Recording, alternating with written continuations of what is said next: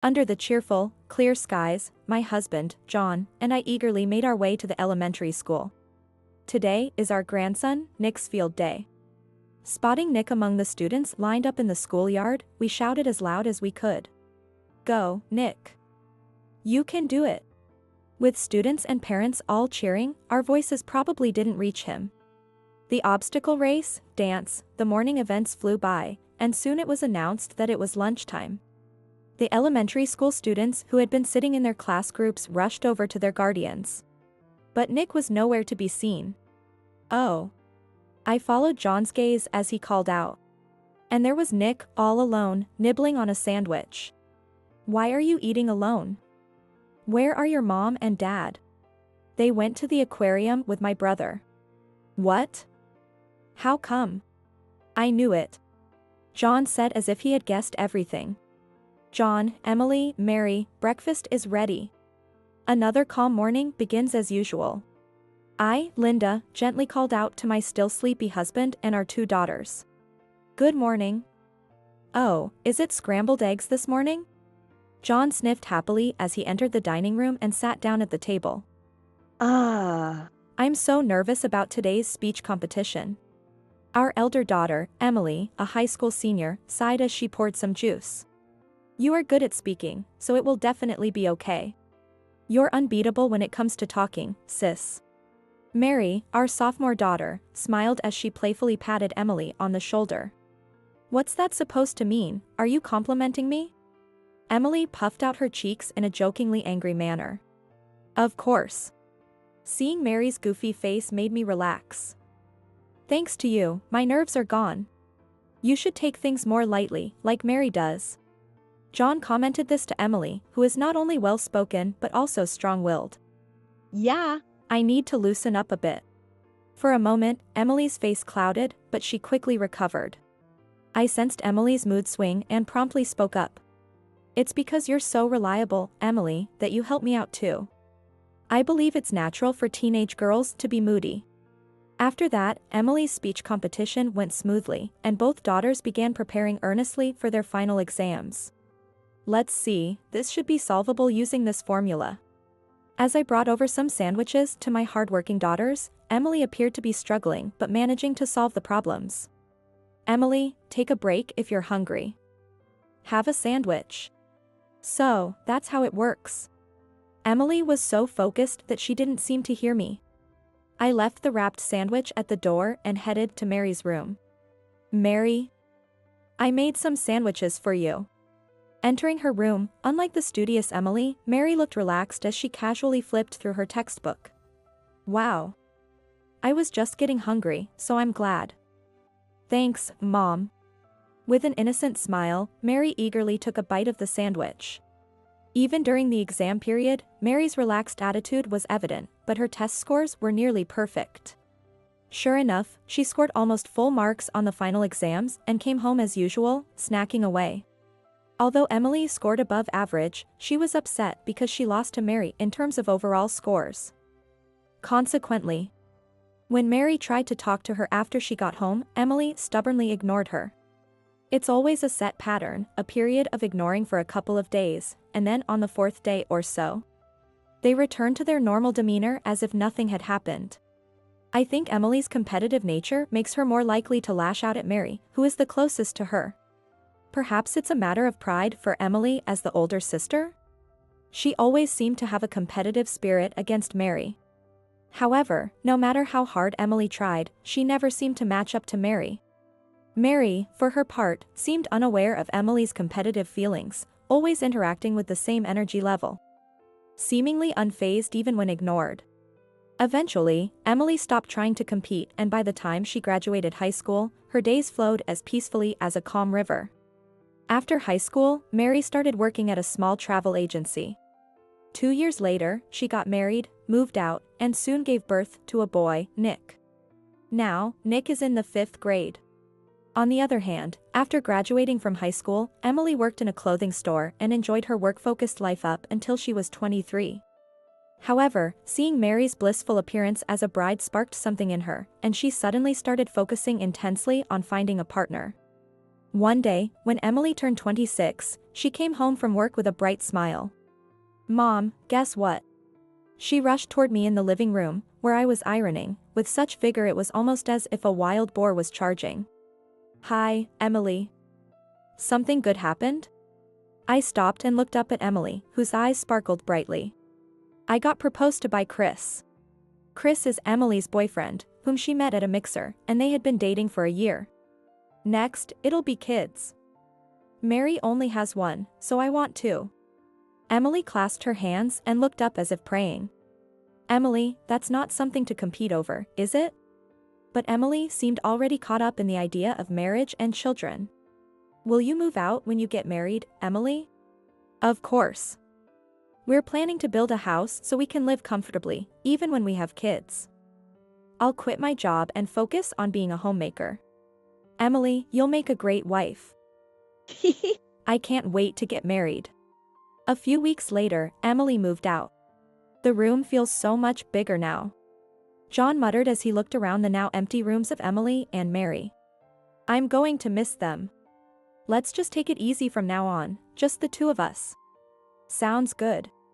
To offset the loneliness of our daughters moving out, we started going out more.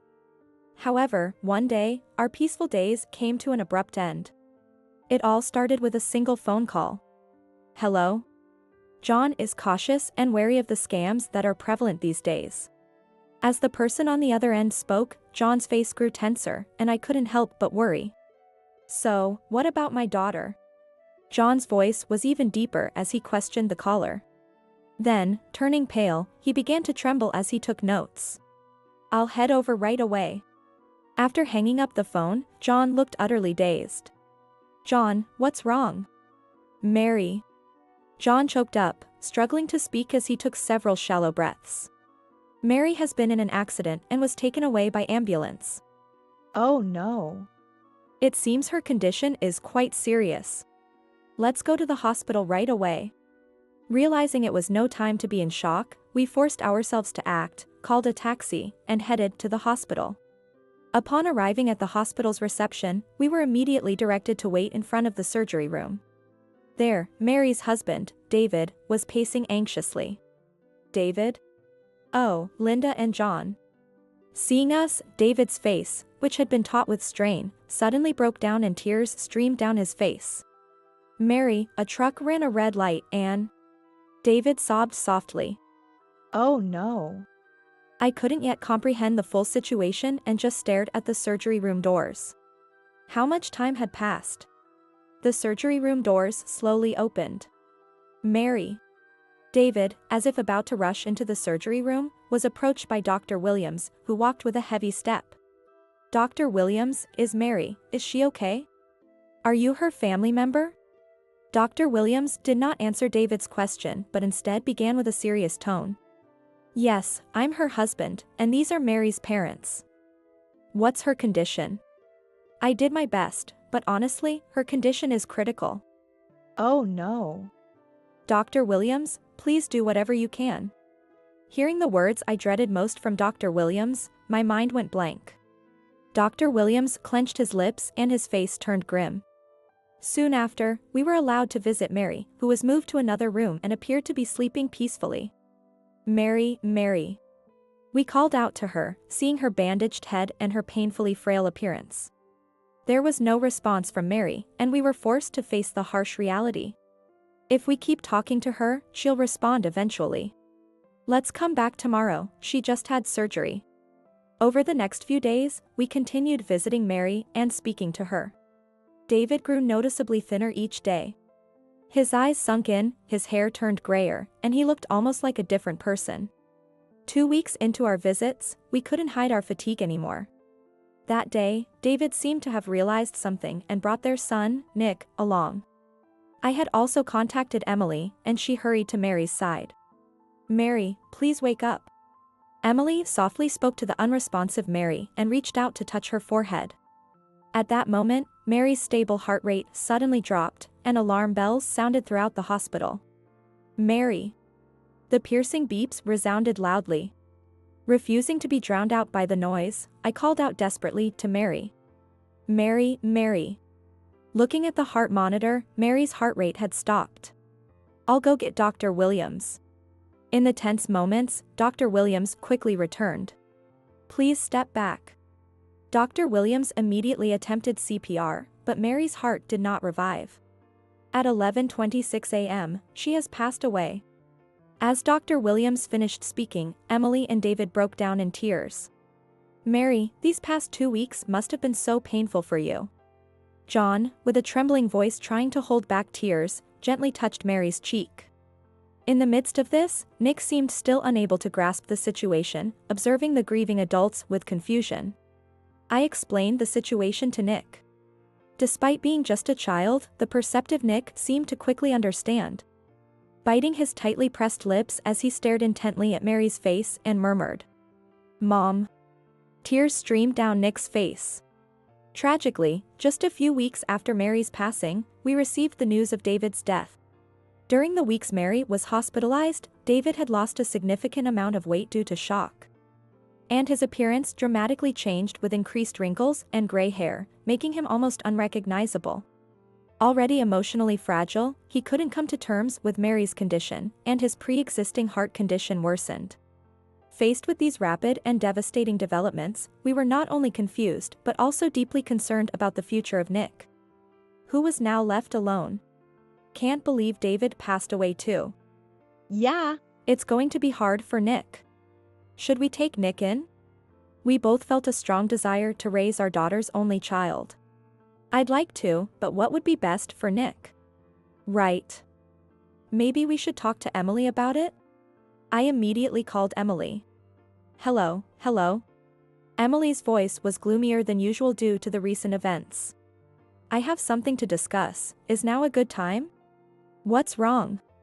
Emily seemed to notice something was off in my tone, but just then, over the phone, I could hear Daniel's voice, sounding as if he was seeking Emily's attention. "Daniel, are you okay?" "Yeah. He just wants to play. He's very lively. He's at that age where he needs a lot of attention." Considering Emily's burden, I hesitated to ask her about taking in Nick. "So, what did you want to discuss?" Well, it's a bit hard to say." I paused, carefully choosing my words. "It's about Nick." Since moving out, Emily had been regretting not staying in closer contact with Mary and had taken charge of arranging David's funeral. In the gaps between those duties, she had mentioned that she would also take care of Nick, so she was somewhat prepared for the conversation. He's still in elementary school and thinking about his future. Emily, sharp as ever, quickly grasped my vague hints. "There's a lot going on with the funeral arrangements. Can I have some time to think it over?" "I'm sorry for leaving everything to you. You're very dependable, thank you." "Nick must be feeling very lonely now. I'll get back to you soon." After hanging up, I felt a slight relief. A few days later, Emily confirmed that she and her husband Chris would take care of Nick. "Really, thank you so much." "It's no problem, Chris loves kids, and we have plenty of space. I'll visit sometimes, so please take good care of him." Thus, we settled into a false sense of security without noticing the beginning signs of disruption. Afterward, we stayed busy with visits to David's parents and sorting through Mary's belongings. Before we knew it, 2 months had passed since Nick moved in with Emily, so we decided to visit Emily's home for the first time in a while. "Welcome." Emily greeted us with a smile, holding Daniel's hand. "Emily, Daniel, it's been a while. How's Nick?" Nick is probably in his room playing games or asleep. I'd like to see him for a bit." Nick's room is at the far end of the 2nd floor. With that, Emily disappeared into Daniel's room. Something about Emily's demeanor didn't sit right with me, but I headed upstairs to the room she had indicated as instructed. I knocked gently and called out, "Nick, are you awake? Grandma and Grandpa have come to visit." Then, the door flew open with surprising force, and Nick appeared. "Grandma? Grandpa?" His eyes sparkled as he looked at us, but he seemed noticeably thinner than the last time we saw him. "Nick, you've lost quite a bit of weight. Are you eating properly?" "No, I always only get a little bit to eat. I get hungry again quickly, but Mom says it's because I'm growing," he replied. "What do you mean?" It turned out he was often teased by classmates for being the smallest and least masculine in his 5th grade class. Does your mom know about this? Yeah. I told her, but Daniel is still little, right? So she hasn't come to school even once. I see. I'm sorry you're going through this, Nick. We left Nick's room momentarily and went to speak with Emily. Emily, can we talk for a moment? I notice Nick has lost a lot of weight, and he said he's being teased at school? Ah. Yes, but... Emily faltered in her response.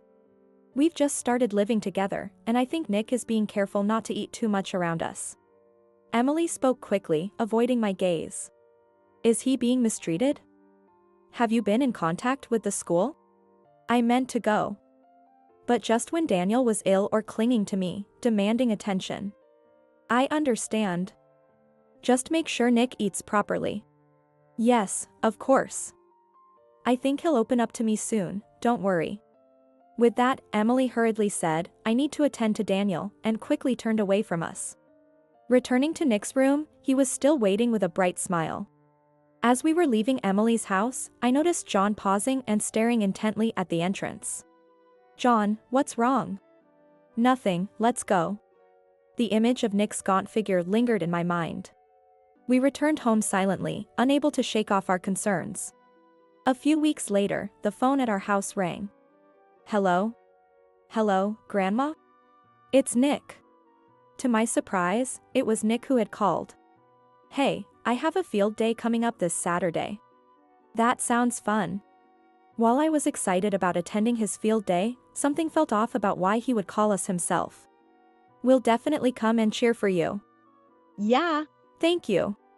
After hanging up, I turned to report to John, who looked unusually troubled. John? Sorry. Was that Nick on the phone?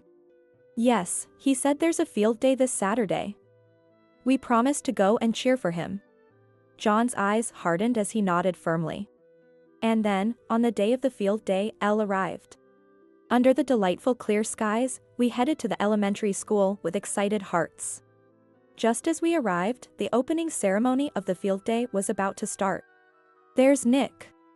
Among the lined-up students in the schoolyard, we spotted Nick and tried to imprint his brave face in our memories. After the opening ceremony, the first event began quickly, and Nick participated in the obstacle race. Go, Nick. You can do it. Naturally, many parents had come to cheer, and it seemed our voices didn't reach Nick as we couldn't catch his eye. Before we knew it, the morning session ended, and the lunch break announcement was made. The elementary school students who had been sitting in their class groups hurried to their guardians to have lunch with them. I finally regained my composure and began searching for Emily and her family, but I couldn't spot them anywhere. I followed John's gaze as he exclaimed. What caught our eyes was Nick all alone, nibbling on a sandwich. Nick. We immediately rushed over to him. Nick, we're here. Grandma, Grandpa. As he wrapped his half-eaten sandwich back in the wrapper, Nick smiled warmly at us. Why are you eating alone? Where are your mom and dad? It turns out, they went to the aquarium with my little brother. What? I was taken aback by Nick's unexpected answer. I knew it. What do you mean by you knew it? Emily was lying to us. John was visibly angry, almost as if he would grab Emily and her husband by the collar if they were there. After the field day ends, we need to talk to Emily. Despite it being our grandson's field day, we were left with mixed feelings. Once the field day was over, we hurried to Emily's house with Nick. Emily? Emily. As soon as we arrived at Emily's house, John started calling out while ringing the doorbell. After a while, Emily came out dressed as if she had just been somewhere fancy.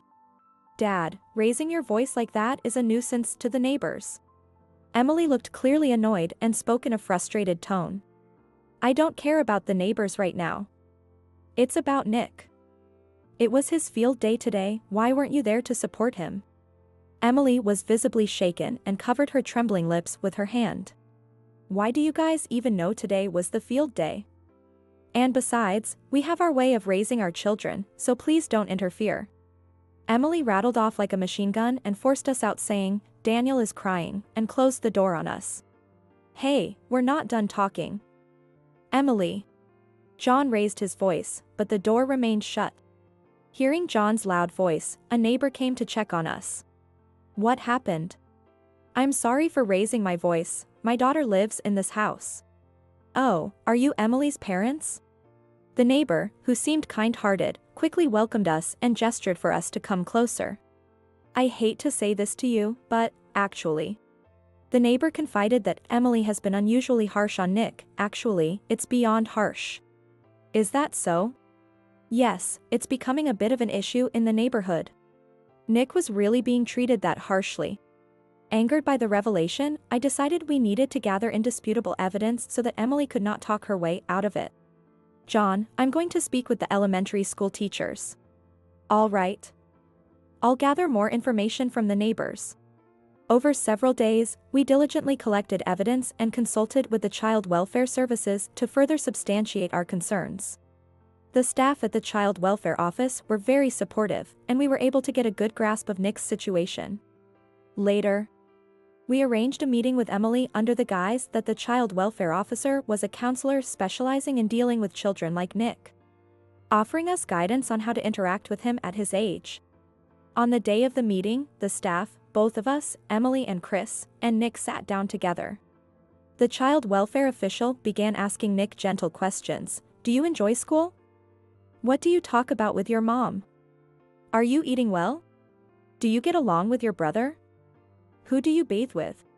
I almost wanted to cover my ears as Nick responded, tears naturally starting to flow. Then Emily began to speak hesitantly. "I've always been jealous of Mary. Mary excelled effortlessly in both her studies and sports. With her carefree smile and being beloved by everyone, she married and had children earlier than Emily, seeming very happy." Emily admitted that she was envious and jealous of Mary. "I was envious of her, and because I could never measure up to Mary. I suppose I wanted Nick to somehow pay for that." Emily, looking down, clenched her hands together tightly. Seeing Emily like this, I was reminded of the times when she used to fiercely compete with Mary back when they were both living at home. However, I could not forgive Emily for treating young Nick so harshly, just because of her one-sided jealousy towards Mary. Was my love not enough? While I was angry with Emily, I also wondered if I was to blame for not being more supportive when she was constantly competing with her sister. "Did your husband know about this?" "Only to some extent, but I didn't realize it was this bad. I'm terribly sorry for what Nick went through." "Nick, I'm so sorry for letting you suffer like this." "It's okay. Grandma and Grandpa always treated me nicely. I really want to live with you guys." Nick looked at us earnestly. Afterward, it was decided that Nick would come to live with us. Chris deeply regretted giving in to Emily's pressure and agreed to pay a substantial amount of child support as an apology. Emily was handed over to the police through Child Welfare Services, and although she wasn't arrested, she was severely reprimanded for neglecting her parenting duties. Moreover, a startling accusation came from an acquaintance of Emily who had heard about the police involvement. Shockingly, it was revealed that Daniel was actually the son of a man Emily had dated before marrying Chris. This person, having been silenced by Emily, decided to come forward with the truth amid the current upheaval. After the whole ordeal, Chris called us to meet at a cafe. "We've divorced." "That's a good decision." According to Chris, Emily had quietly accepted the divorce and left the house the following day. Despite appearing tired from the ordeal, Chris seemed relieved. "I'm sorry for the trouble my daughter caused." No. Living with Emily had its challenges, but it was also fun. "Plus, look," Chris said as he brought Daniel along and looked at him with affection. "Blood-related or not, Daniel is my son. That's why I decided to take custody." "I'm sorry Emily turned out like this, please take good care of Daniel." "No, I had many good times with Emily, and she gave me a treasure, Daniel." As Chris spoke, Daniel smiled joyfully and shared his little stories. Listening to Daniel, whom we hadn't talked to much before, we found ourselves smiling at his innocent happiness. After parting with smiles, we decided to visit the museum that Nick had been eager to go to. As we walked outside, the cold scent of creeping winter was in the air. Today, there's a dinosaur exhibit, Nick said. He was skipping and frolicking around, unfazed by the cold. Wow, Grandpa really likes the Tyrannosaurus, huh? That's classic. I'll teach you all about them, Grandpa. I watched the two of them with a smile. Since John took Nick in, he seemed rejuvenated, bustling with energy and showering Nick with boundless love. As for myself, I had been withdrawn after Mary's passing, but Nick's smile loosened my heart, and now I find every day joyful and fulfilling. Suddenly, a soft, warm breeze, uncharacteristic of the season, enveloped me. Mary? I murmured unconsciously and looked up at the sky. The sun was shining in a cloudless sky. As I squinted at the brilliance of the sun, an image of Mary's smiling face filled my vision. Mom, Dad, thank you. Please take good care of Nick. Mary's voice seemed to speak directly to my heart, clear in my ears. Mary, watch over us from heaven. We'll make sure to send plenty of Nick smiles your way.